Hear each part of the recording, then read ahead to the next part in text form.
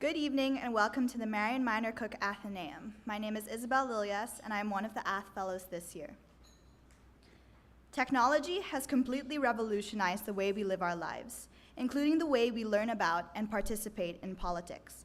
When DACA was repealed, I read multiple discussions and debates about it on my Facebook feed. When Hurricane Harvey hit, I saw pictures and videos posted on Instagram in which people were enlisting their followers to help those affected by the hurricane. The other day, I heard one student say to another, "Should I reply to this presidential statement?" referring to the 140-character tweet Donald Trump had posted that morning. But even with all this information literally at our fingertips, our political knowledge and civic participation has decreased. The first thing I do when I wake up in the morning is look through my Snapchat stories, when before I had a smartphone, I would read the newspapers my parents placed on the breakfast table.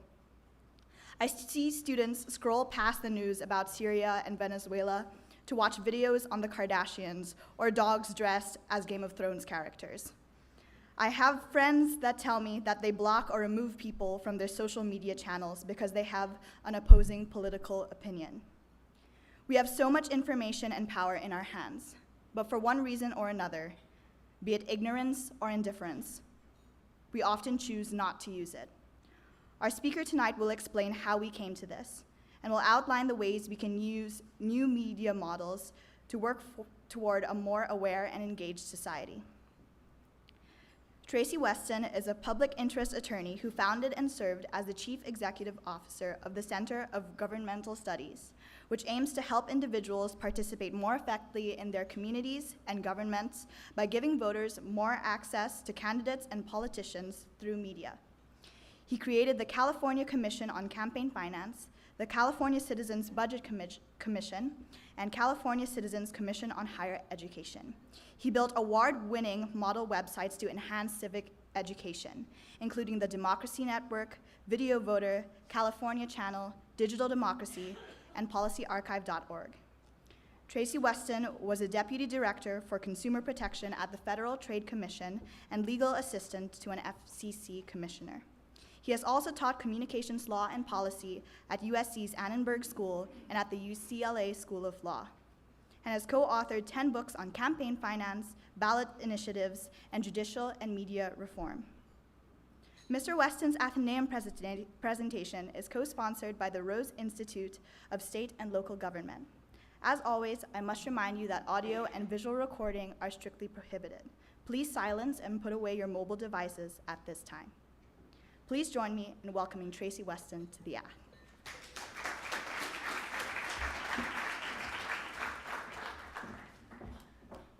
Thanks, Isabel. It's a great pleasure to be here. As you may know, I was a Pomona graduate, so coming back to the campus is always kind of a thrill, and it certainly has changed, I must say. In fact, one of the changes was this used to be Claremont Men's College, so I figure that's progress. I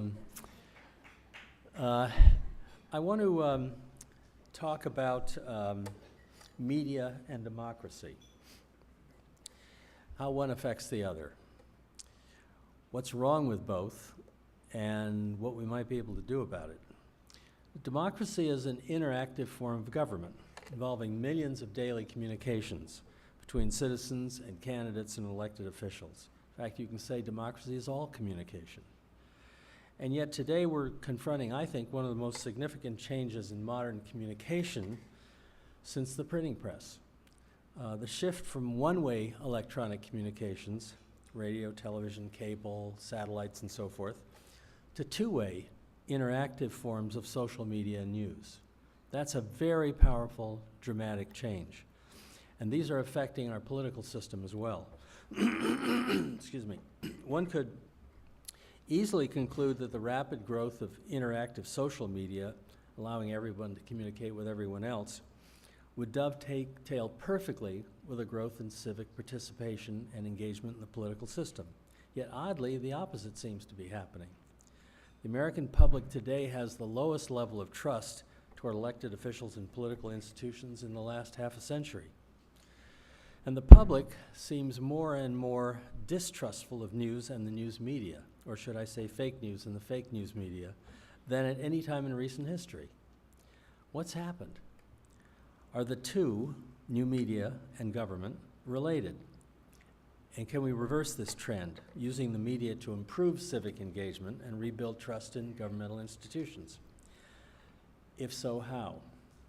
Well, predicting the future is difficult. I've always liked Yogi Berra's comment, if you don't know where you're going, when you get there, you'll be lost. So let's try at least to see where we might be going. I'm going to take you very briefly through the history of civic engagement and the communications revolution, and then talk about how we can use media to possibly improve the governmental process. In fact, I've spent a large part of my career on this issue, so I'm going to share some personal stories with you as well. Let's start with civic engagement, which obviously is essential to democracy. You lose that and you end up with autocracy. So there are many parts in civic engagement, but let's talk primarily about voting and engagement with elected officials, volunteering, writing, casting a ballot, and so forth. First question is, how does a voter vote? What's expected of a voter? And that itself has changed in really interesting ways over the last 200 years. Michael Schutzen at UCSD has come up with 3 categories which I think are useful, so I'll use them. The first type of voter conduct around the revolutionary period, founding of the Constitution and so forth, might be called social trust.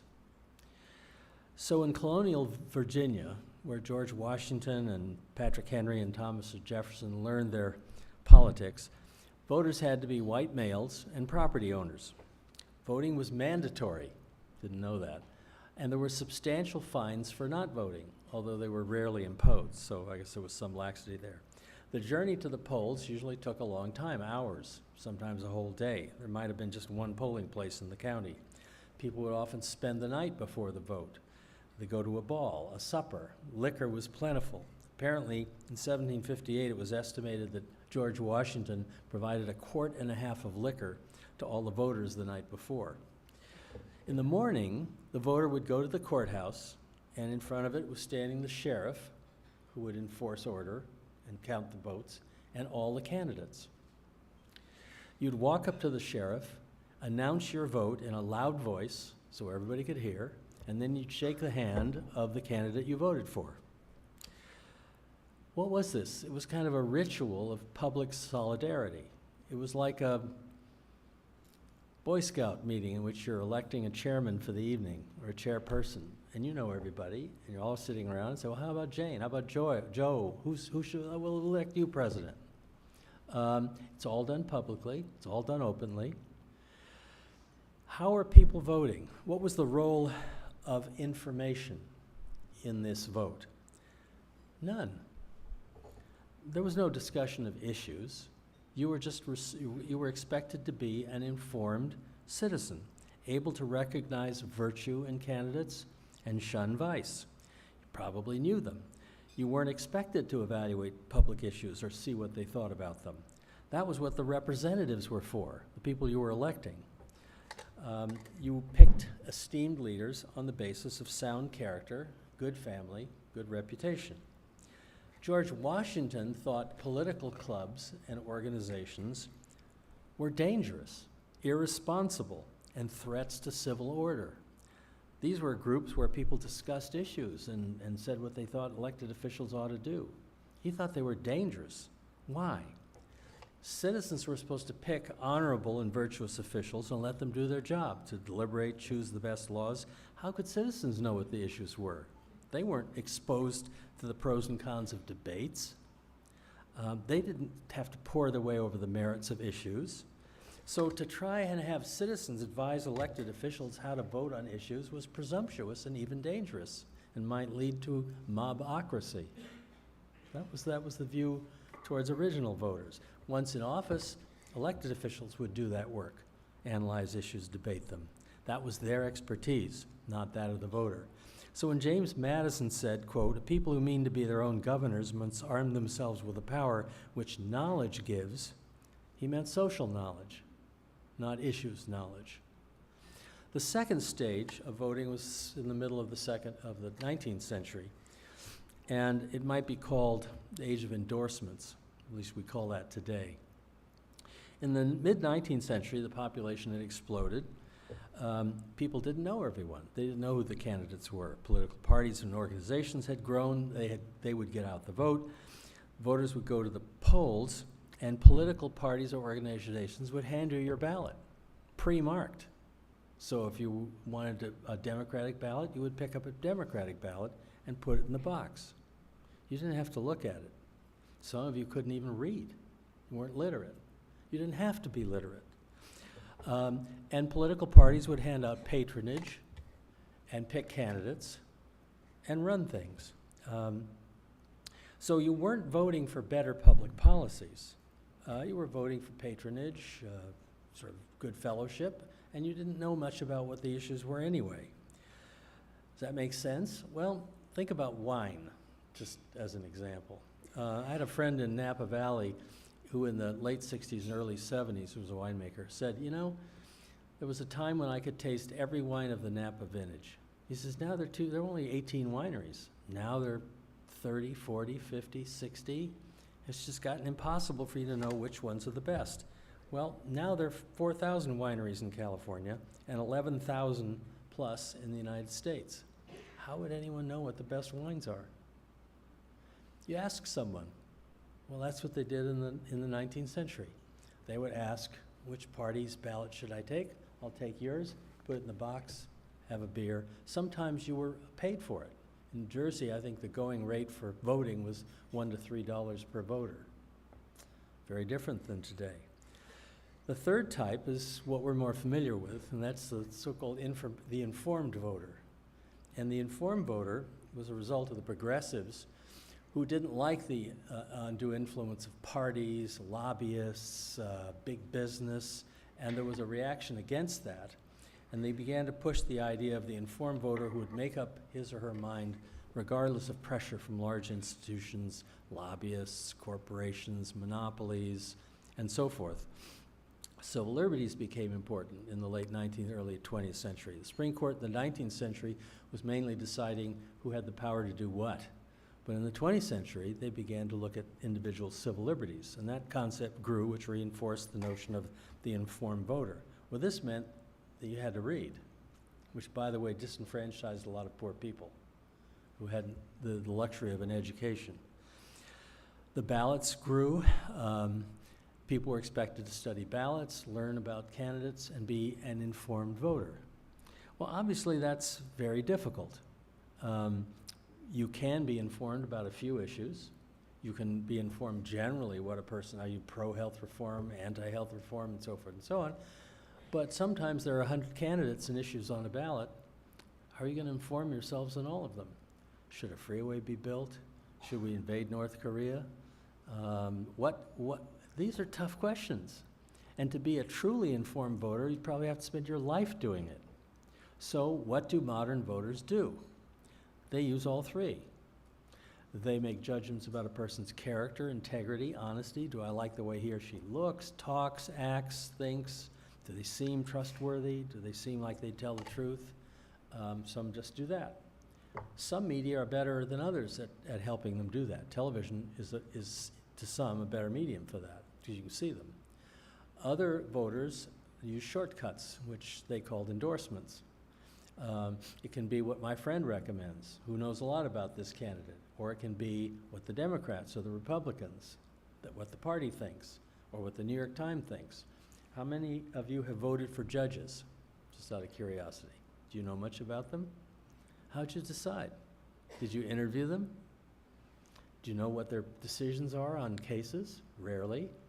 Well, how'd you do it as an informed citizen? Well, some of you will look at what the bar recommends, or the LA Times, or some other group. And then some voters will study the issue. So today what you see is all three of those particular techniques being used. Integrity, endorsements by some respected group or individual, and policy issues. So in thinking about media models to help voters be good citizens, you have to anticipate that those media models will make it possible to use all three techniques: to assess the character, to look at who thinks they're good and which responsible people, experts, whoever you trust, like them, and what your own judgments are. So hold that thought. We'll come back to that. So what's happening with voting today? Well, voting has dropped. It's dropped from about 70 to 50% nationally. So fewer people are voting. Some local elections, you're seeing less than 10% turnout. So voting is dropping. In 1958, under Eisenhower, the poll started asking, do you trust the federal government to do the right thing just about always or most of the time? Most of you are familiar with that particular poll. It's been run over and over and over for years, so there's 50 years, 60 years of data on whether people trust the government. In 1958, 76% of the people said, yeah, they trust the government, federal government, do the right thing most of the time. In 2000, just after many of you were born, it's dropped to 55. Today, 19%. So trust has dropped in government. There's more. Only 1/3 can name all 3 branches of government, 1 out of 3. Only 40% cannot name the Vice President of the United States. Most cannot name a single Supreme Court justice. 2/3 can't name their own congressman. On a key issue, for instance, 6 out of 10 people think we spend more on foreign aid than on Medicare. Actually, we spend 7 times more on Medicare than on foreign aid. So people know very little about government, but trust has dropped. Studies have also shown engagement and voting are boosted by knowledge, and that ignorance leads to cynicism. So are Americans becoming more ignorant in the middle of a media revolution? Does that make sense? How could that be happening? In 1980, with only 3 television networks, almost no cable television, no direct broad satellite TV, no cell phones, no internet, no World Wide Web, no streaming video, no social media, poll asked people generic questions about government. Can you name the vice president? How many branches of government are there? And they did that again 35 years later in 2015, when people were awash in an explosion of new media, and you're carrying some of it in your pockets. People knew less about government in 2015 than they did in 1980. So how does that compute? Less media is more knowledge. More media is less knowledge. Very challenging, very peculiar. But this problem may be deeper than a simple explosion of media. What we're seeing is also a loss of trust in democracy itself. For example, another recent poll, 75% of the people born in the United States in the 1930s say it is essential to live in a democracy. But of people born in the 1980s, millennials, which you're familiar with, only 30% say it's essential to live in a democracy. So 70% of millennials apparently don't think democracy is essential. There's more. 24% of millennials thought democracy was a bad or very bad way of running a country. Even worse, Americans saying army rule was good or a very good thing if the government was viewed as incompetent or failing. That has risen from 1 in 6 supporting military rule in 1995, 1 in 16 to 1 in 6 in 2014. 43% of older Americans say it's illegitimate for the military to take over, but only 19% of millennials said so. So, according to many, military government is preferable to democracy. It's very troubling. Younger Americans apparently, obviously this room is an exception, have become more cynical about the value of democracy as a political system, less hopeful that anything they might do can influence public policy, and more willing to support authoritarian alternatives. So, that's the picture of voting in government. Now let's look at the revolution in media and see if this has contributed to this in any way. I think there's been a major shift in electronic media, and you're obviously very familiar with it, but I would characterize the shift around 1980 to 90 in that period as being a shift from the age of monopolies and one-way communication to the age of diversity and a shift to two-way interactive communication. That's been the revolution. That's been the major change. Bob Stern, my colleague, and I grew up in an era of one-way communication. You were always being talked to by New York Times, CBS, whatever it happened to be. There was two-way communication. You could talk to your neighbor or use a telephone, but that was about it. Today, it's completely reversed. So let me talk a little bit about that. First, the age of one-way communication. Back to Marconi in my speech title, who didn't invent but really pioneered what he called wireless telegraph, which became to be known as radio. It was a way of communicating without wires, without messengers, without flares. You know, the Romans had terrific communications. They could get a signal from Germany back to Rome in one night. You know how they did it? They had bonfires built on the tops of mountains, and each one was inside of another. And if there was a clear message that they had to get back to Rome, they would light the bonfire, which meant the Huns are coming or whatever prearranged message, and then the next mountain would light a fire and the next one, and they could get that all the way back to Rome in one evening. This is pretty clever. So there were ways of communicating wirelessly, but obviously that was a little difficult.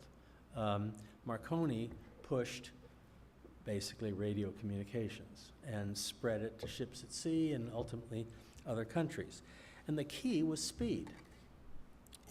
Before that, might have taken days or weeks to find out what was going on in other countries. But with radio, it took seconds. Wars were won by people who had the radio signals and their enemy didn't. Passengers were saved off the Titanic. The world shrunk. People got news in real time. It was happening now. It had to be discussed now. Candidates would have to deal with the latest crisis because people knew what the latest crisis was the day before the election. So the immediacy of wireless began to change communications. And then what became radio really exploded. AM, ultimately FM, educational radio. Demagogues arose and spoke nightly into millions of homes. Roosevelt's fireside chats. You could actually hear the voices of congressional leaders. Commercials emerged, negative commercials. Radios made points that were challenging. Voters had to learn, think, choose. Crises were magnified, made a big difference. But it was a one-way process. Television then obviously accelerated this, and you're all familiar with that, where people telegenic. Kennedy-Nixon debates began to affect how politics was conducted. Kennedy was charming, articulate. Lyndon Johnson and Nixon weren't. Jimmy Carter was, or Ronald Reagan was off the charts. Clinton was a master, et cetera, et cetera. The media portrayals, how telegenic someone was, became critical. But essentially, it was one-way communication. You couldn't talk back to your television set. You could listen, but you couldn't speak. Media were concentrated. There were only a few outlets. When I grew up with television, there were only 3 networks. 90% of primetime audiences in the 60s and 70s and the 80s were watching one of 3 networks. Fox didn't exist. Everything had to go through them. What were media reform efforts focused on? I was involved in that a lot. Well, the whole thrust of media reform, when you're dealing with monopolistic communication that was concentrated, is to try and diversify it. We want more voices. We want more opinions. There's too much network censorship. It has to be opened up. And there were lots of techniques to deal with that. There were legal techniques, fairness doctrine, equal time. Some of you know those. And I was involved in a lot of lawsuits that are essentially designed to try and get more views into the concentrated mass media. I was telling some, I started a lawsuit that went to the Supreme Court that tried to strike down, and did strike down, the ban on public radio stations, television stations, editorializing. That was a law that the government had passed to prevent public stations from expressing opinion. It kept ideas out of the media. Got the Supreme Court to reverse that. We fought license renewal challenges. We fought censorship of controversial speakers, anti-war speakers. There was a football game in Buffalo in which the students trotted out at halftime during the Vietnam War what was called a tiger cage. You probably don't know what that was, but apparently prisoners were put in bamboo cages like tigers were and tortured, and so they brought one of those out on the field to protest the Vietnam War, and ABC turned the cameras off and focused them on the audiences in the stadium and never mentioned it. So I represented the Buffalo Students Association, arguing that they had been censored. But notice, all of this was designed to get more stuff, more views, more controversy, more issues into the media. And the most extreme version for the government was the move for access. And I created counter commercials. They were commercials, radio and television commercials that said, don't buy that, it's bad for you. And then I tried to get the broadcast media to carry those. Well, they didn't, so I would sue them. And the idea was, if you're going to sell commercials for pro products, then you ought to be equal and sell products for anti-products. And that went to the United States Supreme Court. Lost it. That's when I lost. But the point was, the whole effort was trying to get more into the media. So that was the first stage, from about 1899 all the way up into the 1980s. The second stage was two-way communication, and you're very familiar with that, which started pretty much with the internet and the World Wide Web.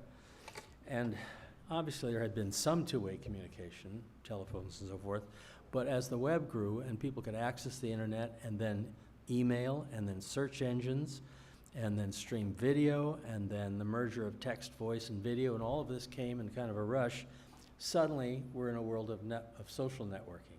And this is a totally different world than the first 80, 90 years.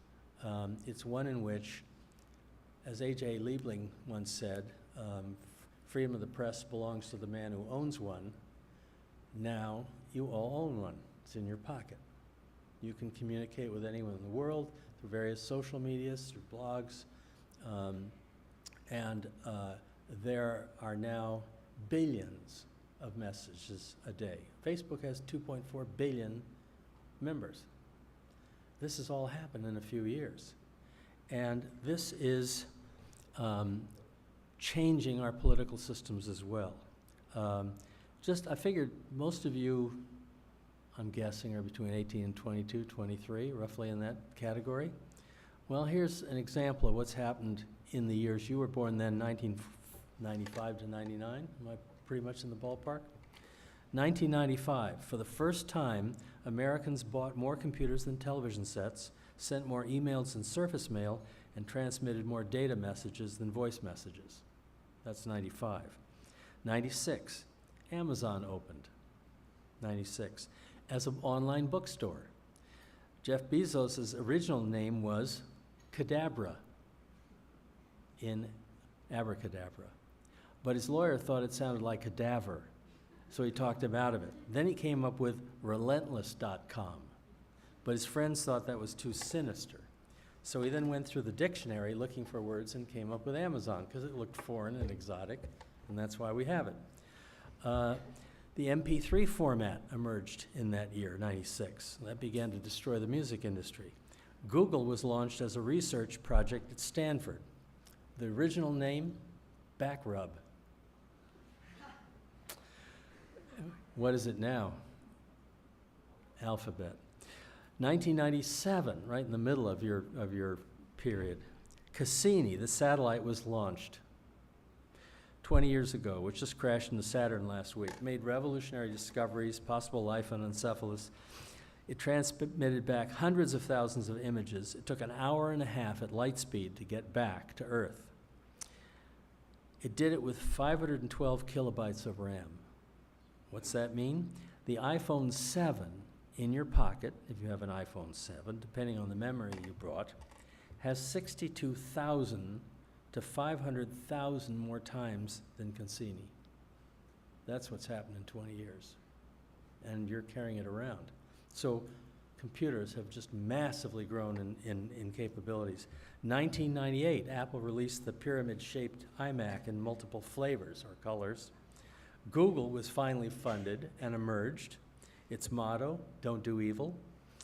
In 2015, it created Alphabet as its holding company and dropped the motto. So I don't know how ominous that is.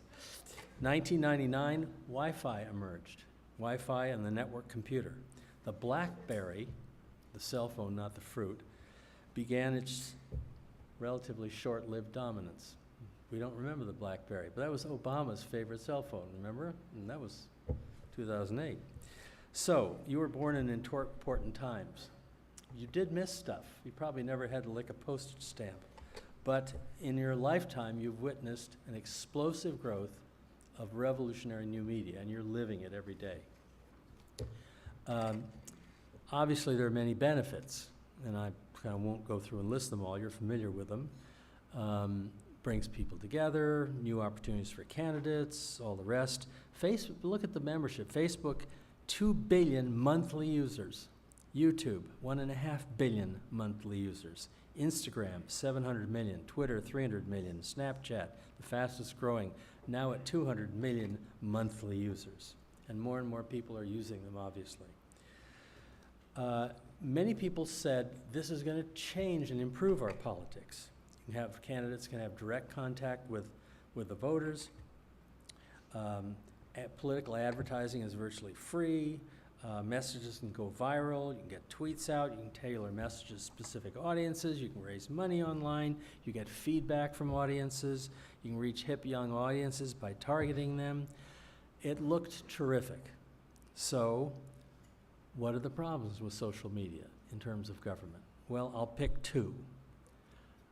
A small one and a big one.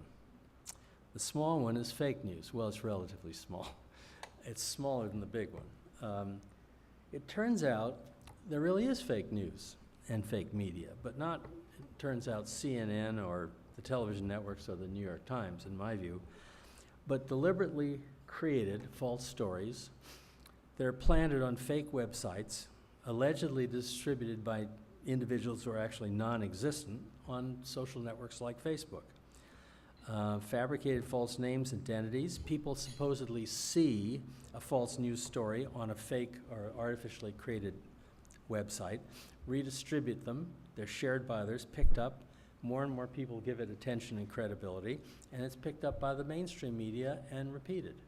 Russia apparently has done that, buying ads on Facebook and creating hundreds of fake individuals who are Facebook members who would then allegedly see this new website and say, hey, I've just seen this, you ought to take a look, and this begins to build virally. There was a guy in Florida who built a fake news website, had 1 million viewers within a week.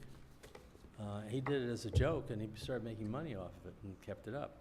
So fake news and the problems with fake news that are undermining the integrity of journalism and the regular media are clearly a problem. People are trying to figure out, what do we do about that? Do we get Facebook to self-censor? Do we set up government entities that will authenticate the news?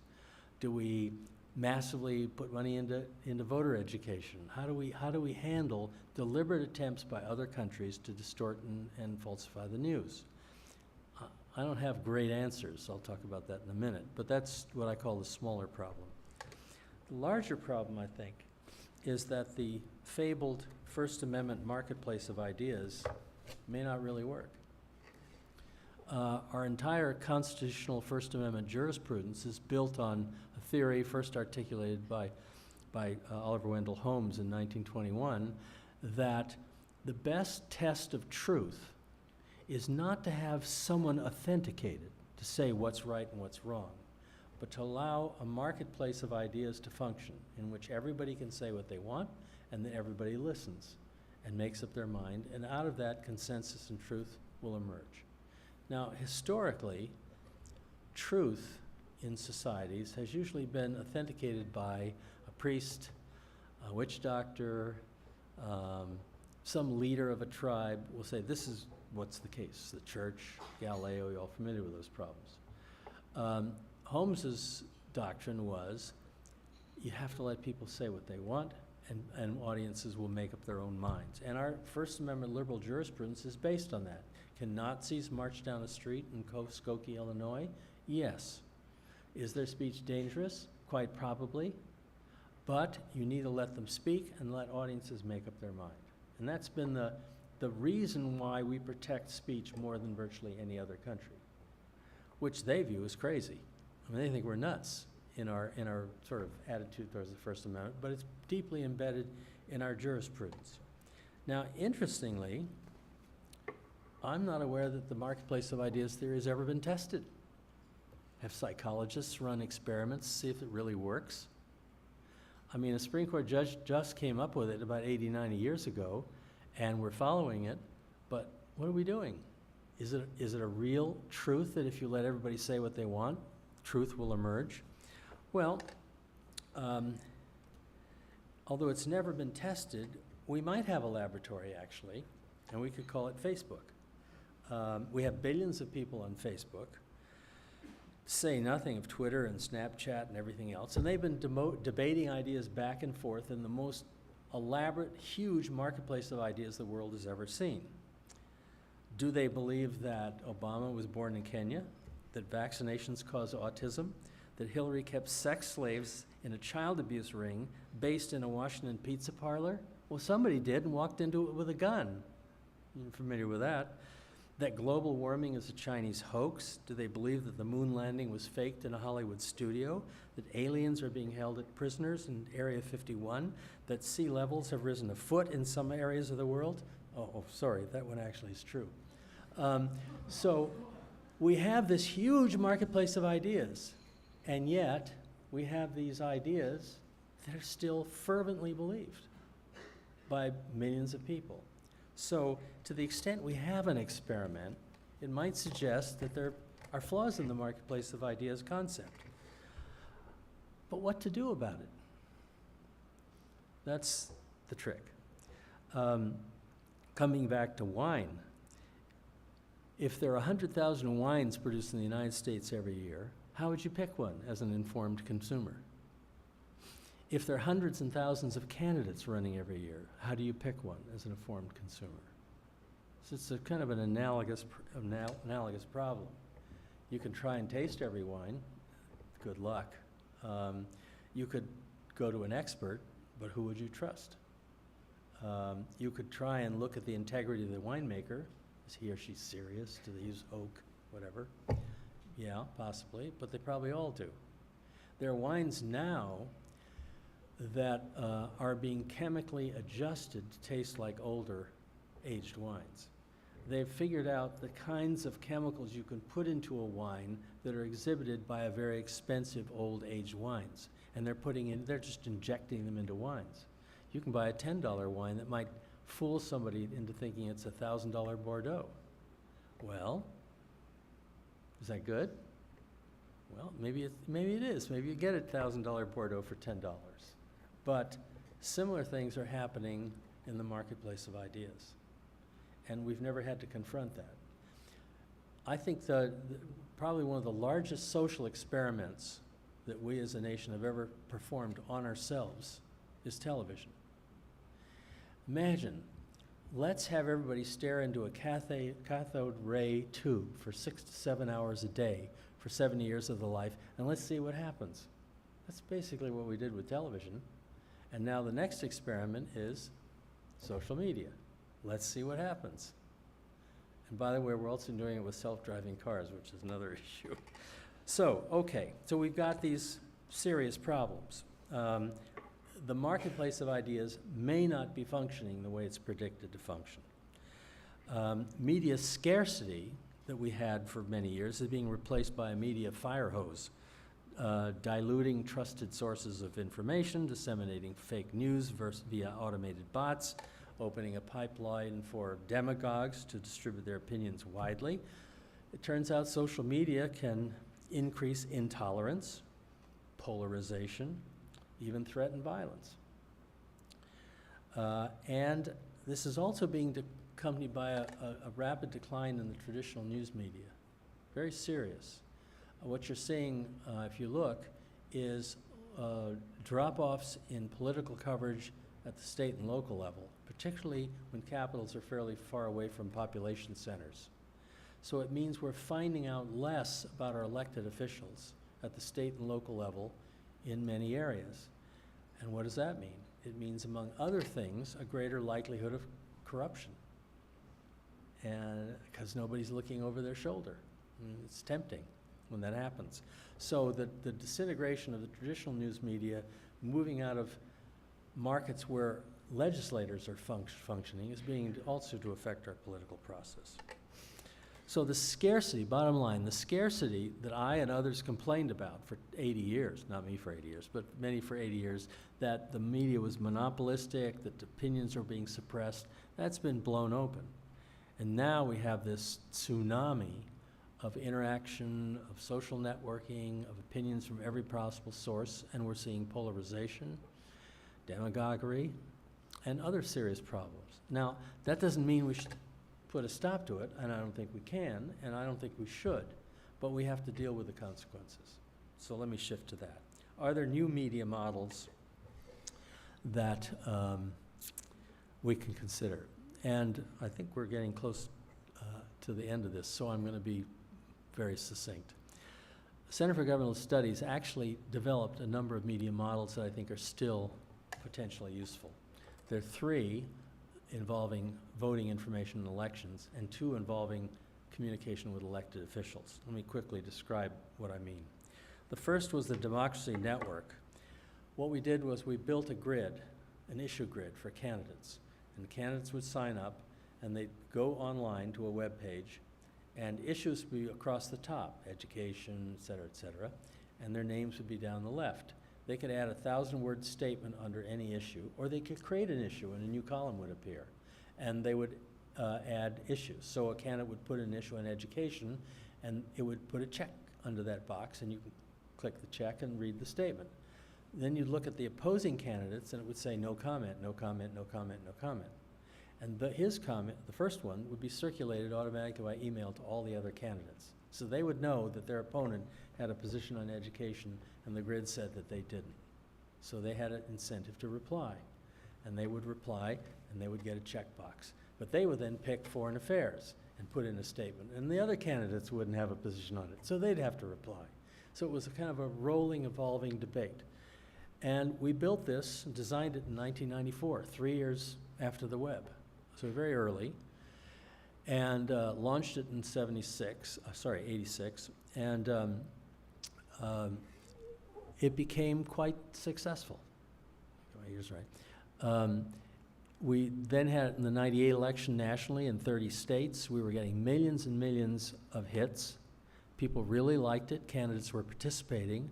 We had one race in which candidates were debating every 10 minutes back and forth, and the grid was expanding to 30 and 40 issues. I mean, it was. Then we wanted to add video and audio and foreign languages, and we had this whole thing worked out. And what we found was that there wasn't enough bandwidth. People couldn't get on, and we had to open up, pay for more and more bandwidth, and we ran out of money. So basically, we succeeded ourselves out of business. We couldn't afford the success. We were foundation supported, and we didn't have enough money. We then got an offer from a dot-com startup in Silicon Valley, and they bought our system for $3 million. We split it with the League of Women Voters. I didn't get any of it. It was a nonprofit that did. And they then invested hundreds of thousands of dollars in it, ran it for a few years, won awards. AOL copied it, others copied it, Time Warner copied it, and then the startup closed it down. Why? Several reasons. One was they wanted to build traffic and were doing it as a freebie to pull in viewers, but after the election there was no traffic. Elections are episodic. They don't run all year round. Presidential elections will be once every 4 years. So they couldn't invest in something to build traffic that only really pulled in people every year or every 2 years or every 4 years. On top of that, some candidates didn't want to do it. Politicians don't want to tell you what they really think, because the minute they do, they lose voters. What's your position on abortion? Well, I think women should choose, but the right to life is important. So what's your position on abortion? Well, I've just said it. They don't want to say, right? Because somebody's going to not vote for them as a result. So we were challenged, and we were creating an incentive to force them to be specific in ways that they didn't want to do. So they began to resist, and we didn't have enough momentum to where you had to be in it. There weren't, so it was dropped and hasn't been brought back. But it had a number of advantages. One was that the impressions, the number of times a voter would see the candidate's position was not depended on the money paid by the candidate for commercials, but on how many times you wanted yourself to look at something. In other words, you controlled the impressions you got of the candidate, not the candidate's advertising budget. Very interesting, important distinction. Many other advantages. There were a number of reasons why it didn't succeed, but it still has potential. And you might think about the construction of something like the Democracy Network today. We couldn't get the candidates to use video. They didn't know how to do it. They weren't familiar with it. But a lot of you are using it every day. Snapchat, YouTube. Candidates are much more comfortable with it. So we were doing it very early, and video was very slow to download in those days. 96, you could barely get a video. So the idea was, in a sense, way too soon. But if something like that were brought back, and it had solid funding from somewhere, we're not sure where, maybe Google, maybe a private company would do it. Video would be a lot easier. Network storage is a lot easier. Publicity would push candidates into it. It could be an antidote to false news and rebuild trust. And it would give voters information in 3 ways. It would allow them to look at positions. They could upload endorsements. They could link to YouTube and other social media, so you could virally recirculate and retransmit videos and talk about them. You could ask questions. And all of this could be updated to incorporate social media, but you would have a central place in each election in which you could actually look at the candidates' issues and positions, and also what you thought of their integrity by looking at videos. So the idea may have been 20 years too soon, but I think it's still too late to walk away from it, and it might make a contribution. The second, what we call video voter, if you have a video voter program yourself, we figured, well, we couldn't get foundations to pay for the Democracy Network, so how about getting cities to pay for it? So we worked with cities to give candidates the opportunity to videotape a short statement, and they would then put it on their cable TV system. New York did it. They had 200 candidates. We worked with them for a month. Every candidate walked in, got makeup, got a teleprompter. They did their statement twice. They could pick the one they liked the best, and it was put into a grid, and anyone in New York City could watch it before the election. That worked fairly well. A number of cities did it. Santa Monica did it. LA did it. New York, other cities did it. Seattle. Problems, they had to be funded. It took a staff to organize it. People would walk in and not know what to do. A lot of them didn't know how to use a teleprompter. They were awkward at the process. They were inexperienced. And cities were a little afraid that by doing this, they would be accused of favoring one candidate over. That Democrat looked better than the Republican. You obviously want Democrats to be elected. So cities began to get a little nervous. They didn't want that heat. But nonetheless, there are 20,000 incorporated cities in the United States. All of them have cable TV systems. All of them have a legal right to a free government access channel in which all they have to do is create a facility for candidates to use. So there's an opportunity there for video messages from candidates that very few cities have explored. There's an interesting opportunity. We called it Video Voter. You have a Video Voter system. So that could be developed and scheduled in very interesting ways. You could schedule access so people would know when statements would be up. You could get Q&As. You could have experts. You have endorsements uploaded by candidates. All sorts of things could be done. Third idea that's often ignored. Secretaries of state have voter pamphlets and voter information, and a lot of that's now online. We did a study, Bob and I did a study 3 or 4 years ago, and we ranked all of the 50 states in the District of Columbia in terms of their Secretary of State voter information websites. The highest ranked got A's were California and Alaska. Oregon got a B. There were 42 states that got F's. In other words, there's enormous potential. California's very good. There's enormous potential for Secretary of State websites to be developed because they could have almost everything we've talked about. Printed ballot pamphlets, video statements by all the candidates, endorsements, responses to questions. All of that could be built in the existing infrastructure that exists now, and nobody's paying attention. And the Secretaries of State are clueless. I mean, they're either bureaucrats or they come out of the political system, but they know virtually nothing about media.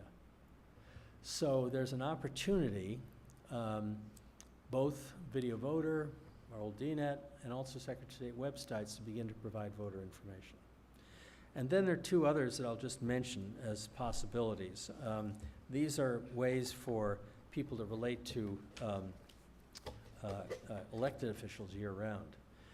You're all familiar with, although you probably rarely watch, C-SPAN.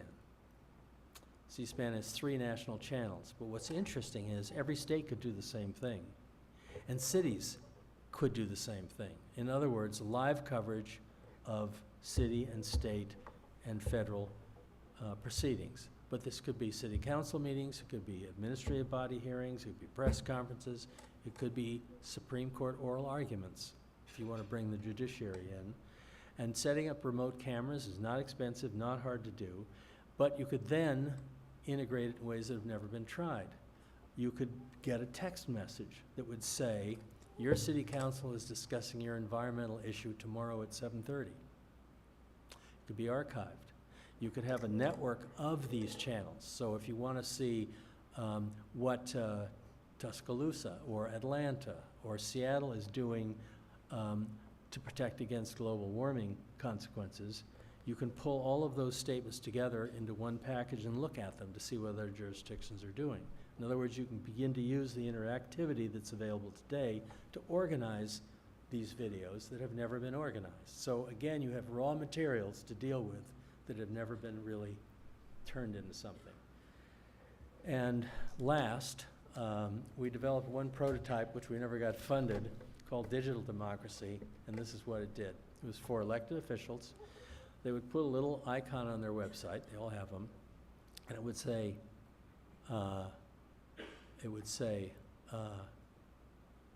want to give me your opinion? Click here. So you click, it would ask you to put in your name and your email. And then you had a choice of 10 or 12 issues to pick from, or you could add some. That would go into a database with the official, and he or she could then send you emails giving you a poll, for instance. Here are 3 options on what to do about traffic in LA. 1, 2, 3, which do you like? They'd be aggregated by the elected official. It would then go back. Here's what you said, and here's what I'm going to do about it.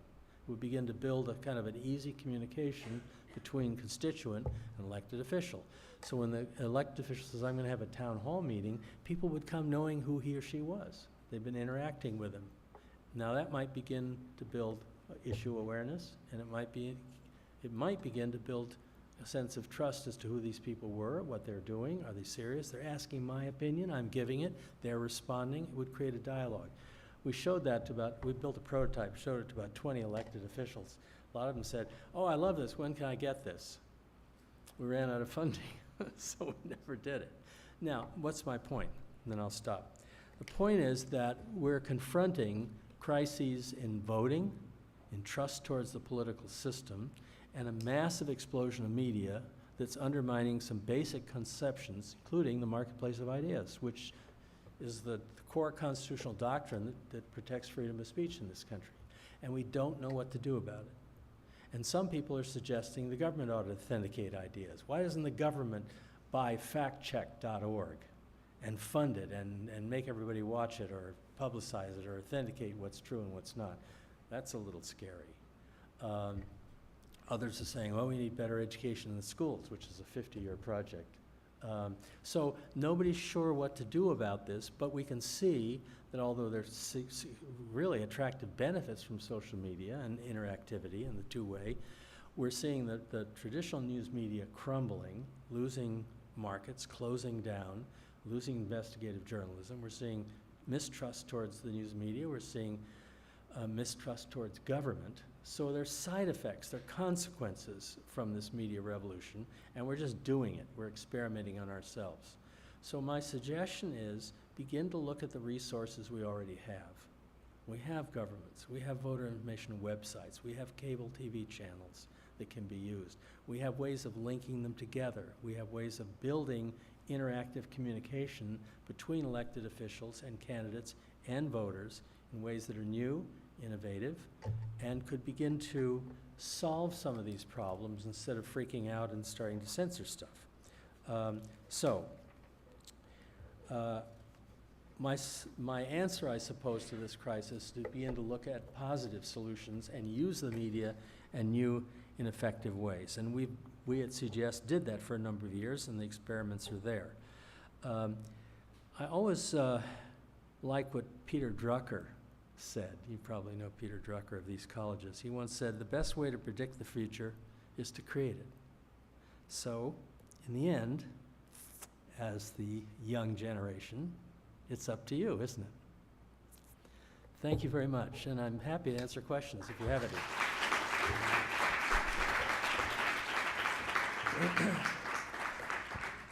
So we'll now be doing question and answer. Please raise your hand if you have a question. As always, preference goes to students.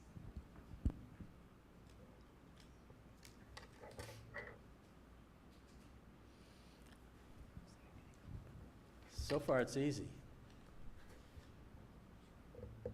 Hi, Professor. Thank you for your talk earlier.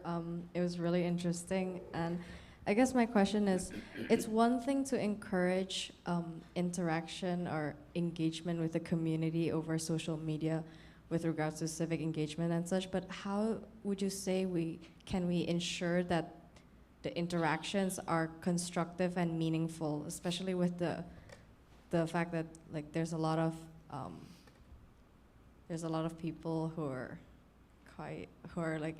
there's a lot of phenomenon of like hate speech and things going on. So how should we encourage for more conversations to be constructive rather than destructive? Well, I have a couple of answers. One is you can't, but that's not very helpful. A second answer is to think about what's happening right now. And we're in a group of, 50, 60 people? I haven't counted. And the larger the group, the more people become self-conscious of how they're perceived and what the etiquette of the group is. So if you're sitting talking with a friend and something happens, you may start cursing. God damn, mumble. But if that thing happened right now, while you had the microphone in your hand, you probably wouldn't do that. So we are increasingly aware of the language and opinions we express, the larger the audience. Now, the interesting thing about the internet and some websites and text messages is you can do it anonymously. So one answer would be that all of these proposals I've been announcing have to be done with your name on it. I won't stop some people, but there is this kind of sense that the larger the audience, the more I have to be on guard and the more I have to watch my words, which is good in a way. It lets us blow off steam in private, but when we get up in public, we don't curse. So that's a possible answer. A third would be to create rules. That's hard because that usually means censorship. If you say such and such, we're going to cut you off. And I'm always reluctant to do that because I'm an old marketplace of an ideas guy. I still tend to think that that's a better doctrine than anything else I can think of at the moment, although other countries don't. So underneath this, the answer to your question is we may be forced to rethink the marketplace of ideas concept. Let anyone say anything they want, never censor it, because people will figure out what's right and wrong. It's not clear they will. And if that's true, and if it turns out enough people are not figuring out what's right and wrong, and that this marketplace of ideas is dysfunctional, then our constitutional jurisprudence may have to change, and we may begin to look to Robert's Rules of Order and think about ways of saying that comment is out of order and we're not going to let you repeat it and we're going to bar you from this group, which I think always has bad consequences, but that may happen. We're not there yet, and if we can figure out positive solutions to it, some of the ones I've been discussing, we may avoid that. But it's lurking, so I guess that's my answer.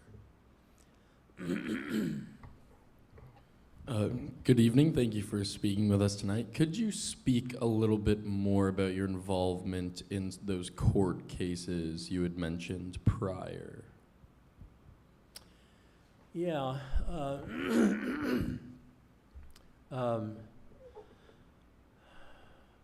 Well, there were a number of different kinds of cases, but usually they involved either preventing a broadcast station from self-censoring, cutting someone off the air.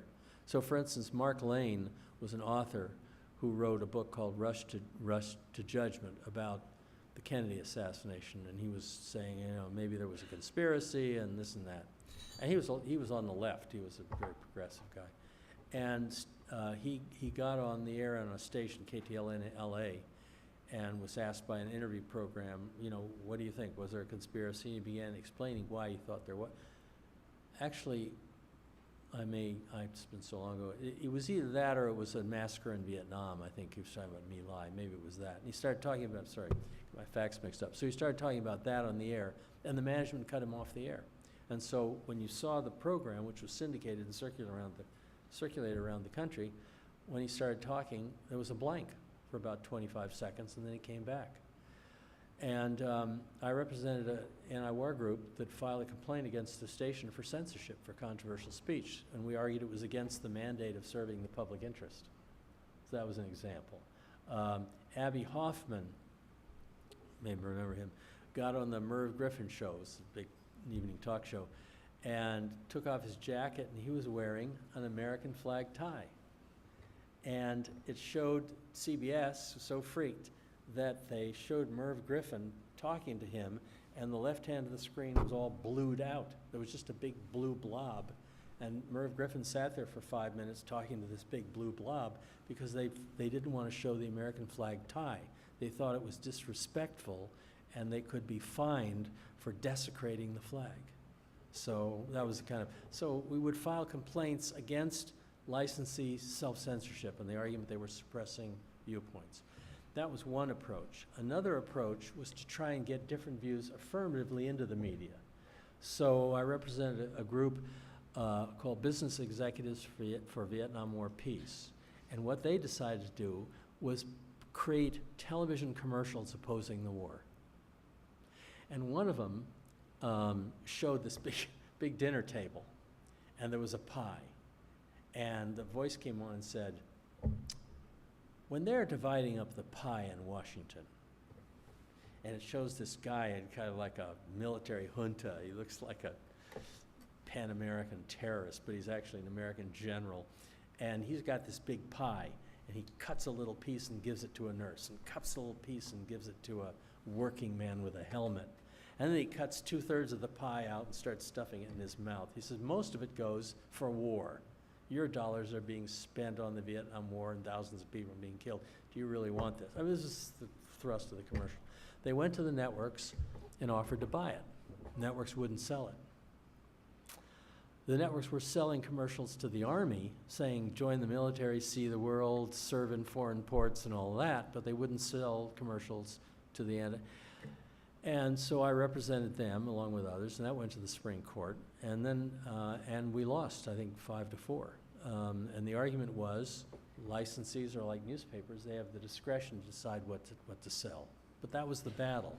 And then I started a counter-commercial advertising agency. And the idea was, well, companies have commercials, consumers don't. So what messages would consumers like to hear? And we did one involving the Chevrolet engine mount recall. It was 6.7 million cars were recalled because of a defective engine mount that holds the engine in the frame. And what would happen is that if the engine mount broke, the engine would kind of go ka-chunk. And it could jam the accelerator down and cut off your brakes and power steering. So your car would just suddenly take off like a rocket with no warning. So General Motors agreed to recall them. But nobody knew it because they weren't publicizing it. So we got Burt Lancaster to do a 30-second commercial, which he sits behind his desk, and he says, and you see the names of the Chevrolet Camaro and the Nova and all that, and his opening line was, if you have one of these cars, it could cost you your life. I got attention. They were built with defective engine mounts. If they break, they could push your accelerator down and cut off your brakes and power steering. Thousands of accidents have happened and some deaths have been alleged. He says, now General Motors won't fix this, but they will install a free safety cable. And his last line was, so I urge you, if you have one of these cars, get it to your local Chevrolet dealer, slowly. And then I sent those to CBS, NBC, ABC, and offered to buy the time. I didn't have the money, but I offered to buy the time, and they all refused. And then I sued them to create a right of access for counter commercials. And we did one with Burt Lancaster and over-the-counter drugs, in which he has 7 Bufferin, Anacin, and he says, if you have one of these, drugs like these are irrational, not recommended, and unsound, according to the American Medical Association. So he said, if you have a headache, if you need something for your head, use your head. Buy the least expensive generic aspirin you can find. Well, of course, and I sent it to companies asking them to run it, and a station in Washington did once, and then they took it off. And I called up the head of public service announcements or whatever. I said, why'd you pull it? He said, oh, we got too much heat from sponsors, which was the point. So I was trying to get controversial messages and consumer messages into the media. Didn't get very far in that. So those are examples. And last one, I represent Yale Broadcasting, which is a student station at Yale. And President Nixon had decided that rock music was undermining morale in Vietnam.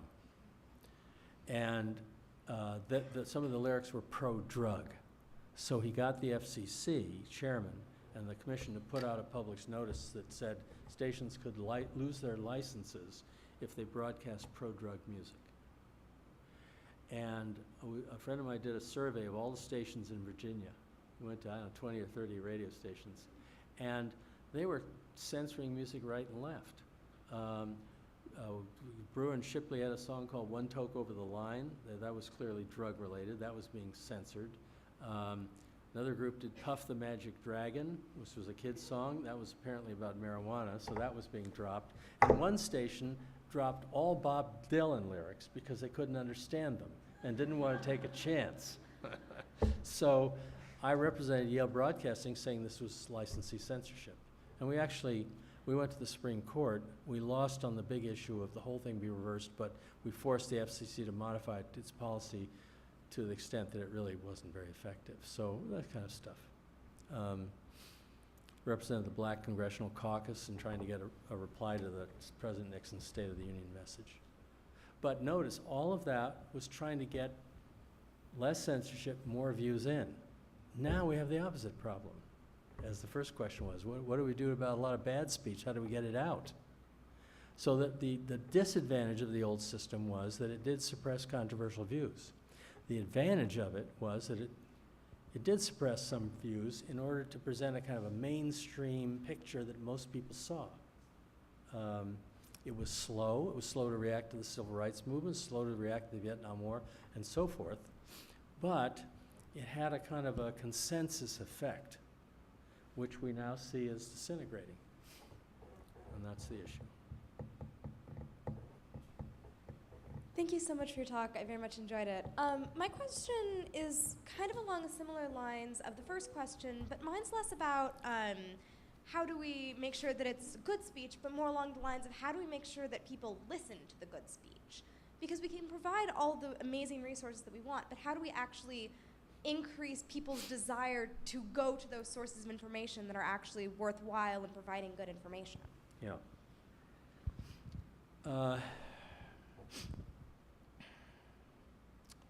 Well, that's tough. I mean, you can lead a horse to water, can't make it drink. I mean, it's the old thing. There are several answers. I don't know if they will be terribly persuasive to you. One is education. It always comes down to education. I mean, educate people to be interested in ideas, to want to listen to them. That's hard. And people have to live their lives. They've got their jobs and kids and income, and their house is being flooded, and the last thing they need to do is listen to a debate about health reform. Until you've got cancer, then you listen. So it's hard. A second answer, I suppose, is to figure out how to make it interesting. Now, the masters of that are the advertising world, because they can make deodorants interesting. They can make mouthwash interesting. They can make medicines interesting you've never heard So it's clear that banal kind of products can be made to be fascinating heroes and animated and doing all sorts of amazing things. That kind of effort is never put into political, educational speech. It's a money issue.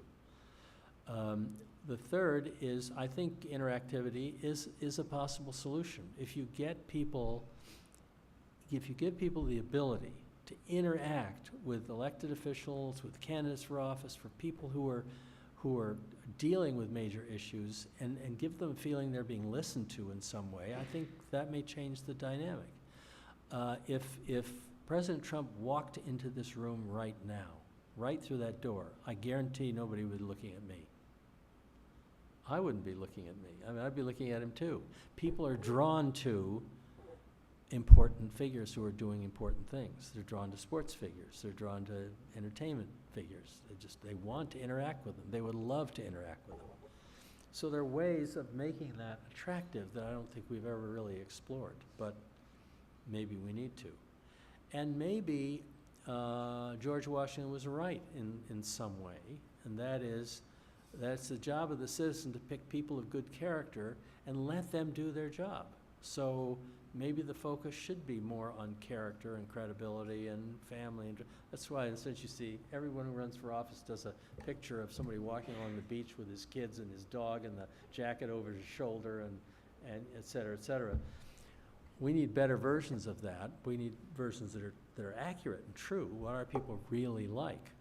I don't think many people knew what Trump was really like, and some people voted him because they thought they knew what he was like, and maybe they were right.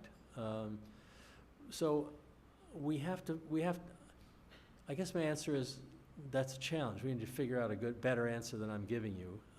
But what is clear is that a lot of uninformed people can do some damage. So I think there are ways of making this process much more interesting to many more people by engaging them through interactive media. But governments don't pay attention to that. They don't do that. The secretaries of state are not interested in video. There are only a few that are even thinking about video, much less interactive ways of getting people involved. The media people are not running government media. So maybe there are opportunities there.